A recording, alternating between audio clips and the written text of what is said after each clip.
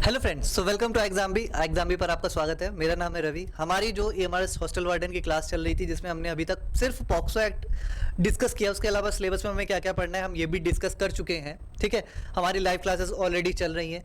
फिलहाल इस वीडियो में हम लोग डिस्कस करने जा रहे हैं इमोरल ट्रैफिकिंग प्रिवेंशन एक्ट। ठीक है, ITPA एक्ट 19। ये वाह रे वाह, क्या ही लिखा है ये भाई, इसको थोड़ा सा ठीक कर लेना।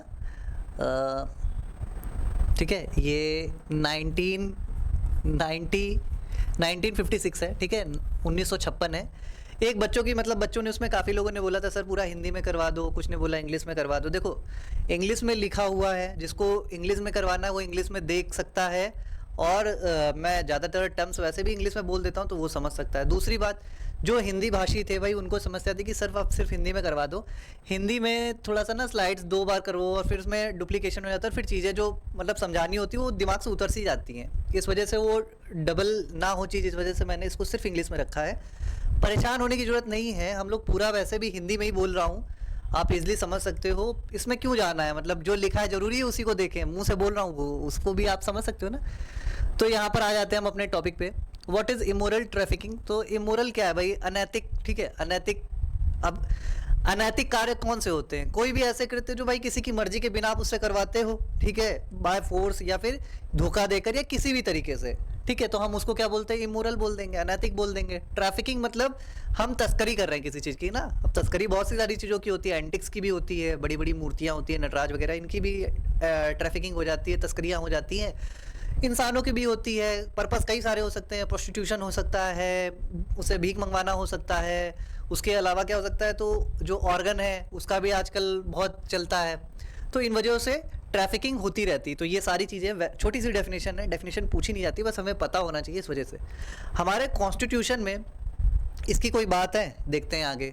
ठीक है, सबसे पहले तो ये समझो कि ये सरकार ये एक्ट क्यों लेके आएगी। तो एक्ट लाने के क्या रीज़न हो सकते हैं? रीज़न ये हो सकते हैं, देखो पहला रीज़न क्या हो सकता है, ठीक है, क्यों लेके आएगी, तो रीज़न क्या हो सकते हैं? सबसे पहले तो कॉन्स्टिट्यूशनल उसके ऊपर बाउंडेशन होनी चाहिए। ठीक है, अगर हमारा संविधान, जो हमारा कॉन्स्टिट्यूशन है, कॉन्स्टिट्यूशनल बाउंडेशन, अगर हमारा संविधान कोई क्या लगाता हो, दबाव लगाता हो, कोई ना कोई उस पर बाउंडेशन लगाता हो कि आपको इस पर्टिकुलर क्षेत्र में ये कार्य करना ही पड़ेगा, तो सरकार क्या हो जाती है, बाध्य हो जाती है। जैसे आप सबको पता होगा, ठीक है, आर्टिकल 23। ठीक है, आर्टिकल 23 क्या बोलता है भाई? आर्टिकल 23 मना करता है टू प्रिवेंट ह्यूमन ट्रैफिकिंग, जो मानव तस्करी है उसका क्या करता है, निषेध करता है, भाई ऐसा नहीं होना चाहिए। तो कॉन्स्टिट्यूशनल जो बाउंडेशन है वो तो आ गई सरकार पर, तो सरकार को तो अब एक्ट लाना पड़ेगा। और ये एक्ट का आप जब नाम देखते हो तो ये 1956 में आया कब है, 1956 में। और इससे पहले देश आज़ाद हुए 7-8 साल हुए हैं। ठीक है, 7-8 साल आप देश को आज़ाद हुए हैं।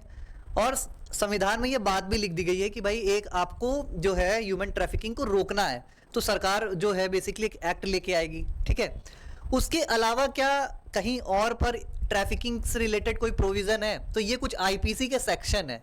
सर हमें पढ़ने हैं क्या हॉस्टल वार्डन में, आईपीसी के सेक्शन पूछे जाएंगे? नहीं पूछे जाएंगे। ठीक है, अगर आप पहली मर्तबा देखते हो तो नहीं पूछे जाने चाहिए, क्योंकि ये कोई लॉ का पेपर नहीं है। ठीक है, लेकिन फिर भी सेक्शन इतने भी नहीं है कि आप ये वाले कर नहीं सकते हो। 366, 366A, 366B। ठीक है, जनरल सी डेफिनेशन है, फैक्चुअल डेफिनेशन है भाई। एक किडनैपिंग की जाती है, या फिर मतलब जो बच्ची है, माइनर गर्ल है, उसकी किडनैपिंग की जाती है तो वहाँ पर 10 साल की सज़ा है। और 366B क्या कहता है, अगर आप विदेश से मतलब फॉरेन से किसी महिला को ज़बरदस्ती आप उसको लेके आते हो, आयात करते हो, कोई भी तरीका अपनाते हो, तो वहाँ पर भी 10 साल की सज़ा हो गई है। ठीक है, ये बात करता है। जो सेक्शन 372 है और 373 है, इसका क्या मतलब है? इसमें अगर खरीद बिक्री होती किसी भी माइनर गर्ल की, अब माइनर मेजर ये क्या है, ये हम आगे पढ़ने वाले हैं। ठीक है, अगर ऐसा होता है तो वहाँ पर भी 10 साल की सजा है। तीनों में 10 साल की सजाई की बात की गई है। 366 और 366A किडनैपिंग अपने देश के अंदर की बात करता है, अगर देश के अंदर ही कोई तस्करी हो रही है। 366B बाहर से अगर तुम आयात कर रहे हो तो। और 372 और 373 ये बेचने खरीदने की बातें करता है। ठीक है, तो ये आईपीसी की बात हो गई। अच्छा, आईपीसी और सीआरपीसी में डिफरेंस होता है, ये पता होना चाहिए, मतलब नॉर्मल सी बात है। ठीक है, ये चीज़ आप जानते रहो।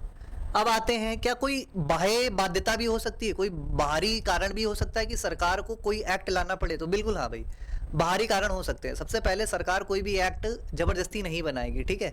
गांधी जी का खुद कहना था कि जो गवर्नमेंट है एक्चुअली में ये होनी नहीं चाहिए, गवर्नमेंट नहीं होनी चाहिए।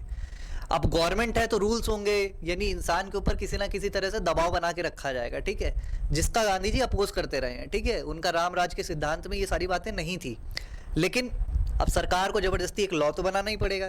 तो उसके पीछे के जो अंतर्राष्ट्रीय कारण है वो क्या है? देखो, अंतर्राष्ट्रीय स्तर पर बहुत सारे समझौते होते रहते हैं। उसमें एक समझौता था यूनाइटेड नेशंस का, convention on the transnational organised crime. ये एक कन्वेंशन था जिसका गवर्नमेंट ने, इंडियन गवर्नमेंट ने क्या किया, रेटिफाई कर दिया, मतलब हस्ताक्षर कर दिया और पार्लियामेंट से उसे अप्रूव भी करा दिया। अब ये जब ऐसे कन्वेंशन को सरकार हस्ताक्षर कर देती है तो सरकार पर एक नैतिक बाध्यता बन जाती है, ठीक है, एक मोरल ऑब्लिगेशन बन जाता है कि सरकार को एक एक्ट फ्रेम करना पड़े जिसपे लीगल प्रोविजन हो, सजा वगैरह की बातें हो, ताकि पर्टिकुलर जिस पर कन्वेंशन है उन चीज़ों को रोका जा सके या उनमें सुधार किया जा सके, ठीक है। तो दो ऐसे कन्वेंशन थे, एक सार convention on prevention and कम्बेटिंग trafficking, इसको भी इंडिया ने रेटिफाई किया है, और एक यूनाइटेड नेशंस का था ट्रांसनेशनल क्राइम से रिलेटेड, ऑर्गेनाइज क्राइम से रिलेटेड, ठीक है। अब आ जाते हैं अपने एक्ट पर। भाई हमारा एक्ट अब शुरू हो चुका है। ये सबसे इंपॉर्टेंट पार्ट है एक्ट का। अगर आप अपने पेपर के पर्सपेक्टिव से देखते हैं तो सबसे जो महत्वपूर्ण क्षेत्र है पेपर के उद्देश्य से वो ये वाला है, डेफिनेशन। ब्रॉथल क्या है? ऐसी कोई भी जगह, वेदर पब्लिक हो, पर्सनल हो, किसी की भी हो, अगर वहां पर प्रोस्टिट्यूशन से रिलेटेड कोई भी काम हो रहा है तो उसको क्या बोला जाएगा? ब्रॉथल बोला जाएगा, ठीक है। वैन हो, साइकिल हो, घोड़ा गाड़ी, कुछ भी हो, अगर कहीं पे भी ऐसा कोई काम हो रहा है तो उसको ब्रॉथल बोला जाएगा, ठीक है। तो डेफिनेशन आप समझ गए होंगे। आंसर आएगा which of the following, which among the following reason is मतलब comes under the definition of brothel. तो आप सारे को टिक करते जाना भाई, सब में ही अगर वहाँ ऐसा कोई भी काम हो रहा है तो उसको ब्रॉथल बोला जाएगा। 3 टर्म है, एक है चाइल्ड, एक है मेजर और एक है माइनर। चाइल्ड क्या है भाई? तो चाइल्ड वो कोई भी बच्चा, मतलब वो कोई भी जिसकी उम्र अभी कितनी ना हुई हो, 16 ना हुई हो, मतलब 16 से वो क्या हो, छोटा हो, तो उसको क्या बोलेंगे? चाइल्ड बोलेंगे, ठीक है। अगर 16 से छोटा है तो चाइल्ड है, 16 से बड़ा है पर 18 नहीं हुए हैं तो माइनर है, 18 से बड़ा है तो मेजर है। ये तीनों डेफिनेशन है, आप आराम से इसको देख लेना, ठीक है। उसके बाद एक टर्म है स्पेशल पुलिस ऑफिसर। सबसे पहले, पुलिस किसका सब्जेक्ट है? स्टेट का सब्जेक्ट है, ठीक है। जो हमारा 7th शेड्यूल है उसमें स्टेट लिस्ट में आता है पुलिस, ठीक है। जो लॉ एंड ऑर्डर है वो पुलिस, वो सारा किसका सब्जेक्ट है? स्टेट का है। तो स्पेशल पुलिस ऑफिसर क्या होगा? अब जो राज्य होता है, बड़ा सा राज्य होता है, तो उसमें ऐसे लोगों की नियुक्ति की जाएगी जो ट्रैफिकिंग से रिलेटेड कार्य को रोके, उनमें बाधा उत्पन्न करे और उनको खत्म करे। तो उसके लिए एक स्पेशल पुलिस ऑफिसर नियुक्त किया जाएगा। कौन नियुक्त करेगा? स्टेट गवर्नमेंट करेगी। कौन करेगा? स्टेट गवर्नमेंट करेगी, आप देख सकते हो, ठीक है। इतनी बात क्लियर हो गई? तो इसमें क्वेश्चन ये डायरेक्ट बन सकता है, पहले तो यही पूछ लेगा कि स्पेशल पुलिस ऑफिसर ये जो है ये मेंशन किया गया है अंडर विच एक्ट? तो एक्ट हो जाएगा immoral trafficking prevention act 1956, answer हो गया पहला। दूसरी बात कि इसे कौन अपॉइंट करेगा? तो स्टेट गवर्नमेंट करेगी, क्वेश्चन खत्म। आते हैं तीसरे पॉइंट पे, ट्रैफिकिंग पुलिस ऑफिसर। अब ये क्या होता है भाई? ट्रैफिकिंग पुलिस ऑफिसर, सबसे पहली बात तो समझ लो कि अगर दो राज्यों के मध्य में कोई ऐसा काम हो रहा है, दो स्टेट के बिटवीन अगर ऐसे बाउंड्री पे कोई काम हो रहा है ह्यूमन ट्रैफिकिंग से रिलेटेड या किसी भी तरह के प्रोस्टिट्यूशन से रिलेटेड, तो वहां पर कंट्रोल कौन करेगा? क्योंकि इस राज्य की पुलिस कहेगी मेरा सब्जेक्ट है भाई, मैं अपने क्षेत्र में मैं करूंगी, और दूसरे राज्य की पुलिस कहेगी कि ये मेरा काम है, मैं अपने राज्य का करूंगी। लेकिन दोनों के बीच में तालमेल कौन बनाएगा? तो ऐसे में आ जाती है रोल ट्रैफिकिंग पुलिस ऑफिसर की। अब इसे नियुक्त कौन करेगा? जाहिर सी बात है, आप खुद कॉमन सेंस लगाओ। अगर एक राज्य की सरकार अगर इसे किसी भी पुलिस ऑफिसर को टीपीओ बनाती है तो दूसरा राज्य उसको एक्नॉलेज करे ना करे, इसमें क्या हो जाएगी? बार बार एक प्रॉब्लम क्रिएट होगी और सॉल्यूशन हो नहीं पाएगा। तो टीपीओ को कौन अपॉइंट करेगा? सेंट्रल गवर्नमेंट करेगी, ताकि दोनों राज्य सुख शांति से, सुकून से उनका काम करने दे, ठीक है। तो यानी जो ट्रैफिकिंग पुलिस ऑफिसर है, ये दो राज्यों के बीच में अगर कोई किसी तरह का प्रॉब्लम क्रिएट होता है, इस तरह के काम होते हैं, इमोरल ट्रैफिकिंग होती है प्रोस्टिट्यूशन वगैरह से रिलेटेड, तो वहां पर इसका रोल आ जाएगा, ठीक है। आई थिंक इतना आपको क्लियर हो गया होगा। अब सर ये सारे प्रोविजन याद करने हैं क्या? क्या सारी जितनी भी साल, कितने साल की सजा होगी, कितना जुर्माना है याद करना नहीं करना है, बस एक बार देख लेना है। पेपर में इनकी प्रोबेबिलिटी बहुत कम है आने की, जो हाईलाइटेड है केवल वही देखने हैं, ठीक है। सबसे पहला तो ऑपरेट कर रहा है कोई या फिर असिस्ट कर रहा है ब्रोथल चलाने में, मतलब ऐसा कोई, मतलब ब्रोथल मतलब वो जगह जहाँ पर ऐसे कार्य हो रहे हो प्रोस्टिट्यूशन वगैरह से रिलेटेड, तो ऐसा कोई काम करने के लिए सहायता प्रदान कर रहा है या खुद कर रहा है तो उसको क्या होगा, 1 से 3 साल की सजा हो जाएगी, ठीक है, और 2000 तक का जुर्माना है। दूसरी बार पकड़ा जाता है तो सजा 2 से 5 साल कर दी जाएगी, जुर्माना सेम रहेगा, ठीक है, मतलब 2,000 रुपये जुर्माना रहेगा ना। ये इंपॉर्टेंट था, एक केवल एक, ये अभी एक है, इसको इंपॉर्टेंट है, इसको याद कर लेना भाई, ठीक है। ये दूसरा छोड़ दो, तीसरे पे आ जाओ भाई, individual aged 18 and above knowing rely on the earnings, ये भी नहीं। डिटेनिंग समवन फॉर प्रोस्टिट्यूशन, हाँ ये वाला इंपॉर्टेंट है। अगर किसी इंसान को आप प्रोस्टिट्यूशन के लिए डिटेन करते हो, डिटेन का मतलब होता है एक तरह से अपने कब्जे में ले लेते हो, मतलब उसको बेवकूफ़ बना के फंसा के रखते हो, बाध्यतामूलक जबरन उसको अपने कब्जे में रखते हो, ठीक है, तो डिटेन कर रखा है आपने। अगर ऐसा करता पाया जाता है कोई इंसान तो क्या होगा भाई, तो उसके लिए कितनी 10 साल की सजा होगी। 7 साल न्यूनतम सजा होती है, मैक्सिमम 10 साल होगी, ठीक है, 7 साल ही लिखा है, 7 साल की न्यूनतम सजा है। अगर आपने किसी को जबरदस्ती डिटेन कर रखा है आप, है ना, इस तरह के काम कराने के लिए, तो वहाँ 7 साल न्यूनतम सजा होगी और 10 साल मैक्सिमम सजा हो जाएगी, ठीक है।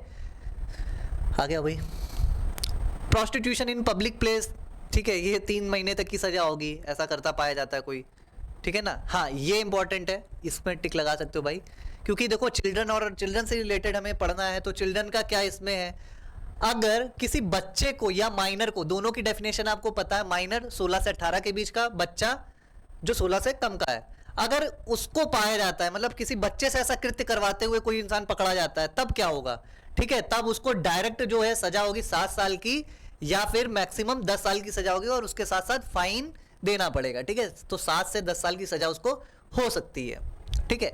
ये कुछ नहीं, इंपॉर्टेंट है, एक बार देख लेना, फोटो खींच लेना आप स्नैप, बाद में इसको रिवाइज कर सकते हो, ठीक है।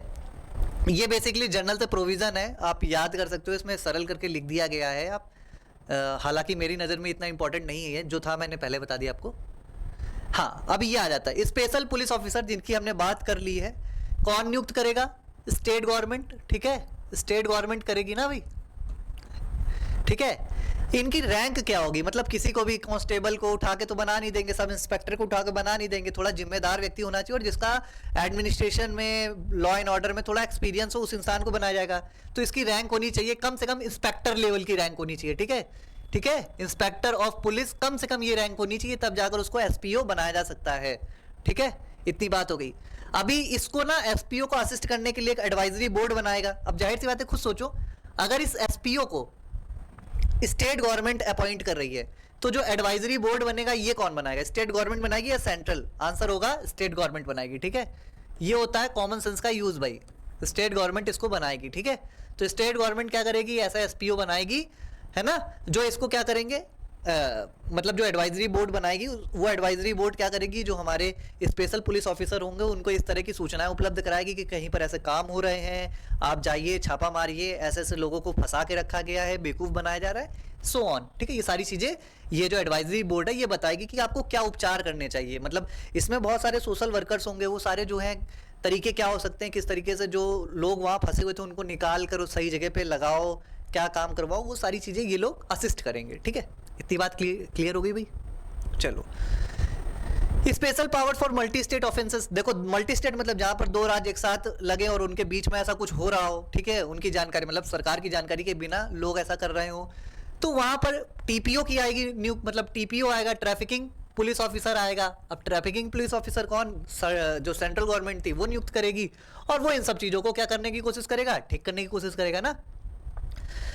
बस इतना ही है इस वीडियो, मतलब ये एक्ट है बेसिकली 15 पेज का एक्ट है, 16 पेज का आई थिंक, उसमें से हमारे लिए 2-3 पेज ही इंपॉर्टेंट है। आपको अगर इसकी समरी चाहिए, नोट्स चाहिए, तो कमेंट बॉक्स में आप डाल दीजिएगा कि सर इसका अवेलेबल करा दो।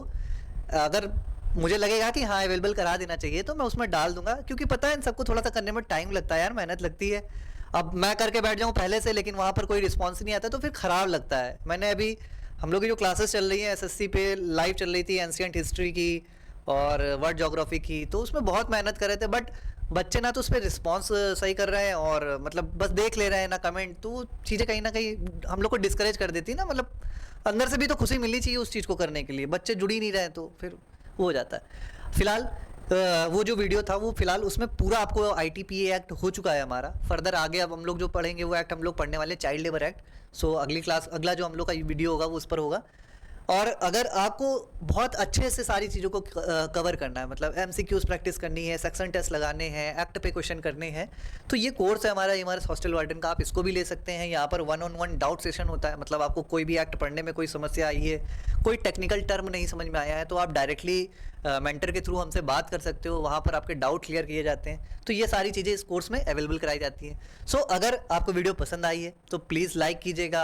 अगर आपका कोई सजेशन है तो कमेंट बॉक्स में वो ज़रूर डालिए, उसका कोशिश करेंगे उसको सही करने की, ठीक है। हिंदी इंग्लिश वाली बात है तो आप लोग एक बार इस वीडियो में डालिएगा। अगर मुझे लगता है कि नहीं हिंदी में रखनी ही है, स्लाइड करनी ही पड़ेगी, कर लेंगे मेहनत भाई आपके लिए। दूसरी बात, चैनल पे नए तो सब्सक्राइब कर दीजिए। और एक चीज़ थी कि अगर आपको ये जो है इसके नोट्स या स्लाइड वगैरह चाहिए तो आप कमेंट बॉक्स में लिख दीजिएगा, मुझे लगेगा कि अगर हाँ मतलब काफ़ी बच्चे मांग रहे हैं तो मैं उस चीज़ को अवेलेबल करा दूंगा। सो थैंक यू, मिलता है अगली वीडियो पे, तब तक पढ़ाई को जारी रखिए। Okay bye.